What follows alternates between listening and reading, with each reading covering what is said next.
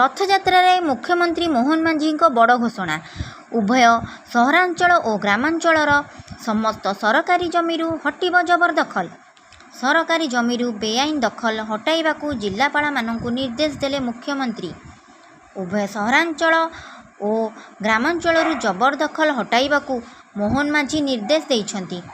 मुख्यमंत्री कहिछंती जे सरकारी जमीगुड़िकू मुख्यतः विकास और सर्वसाधारण कल्याण कार्य निमंते व्यवहार हुए।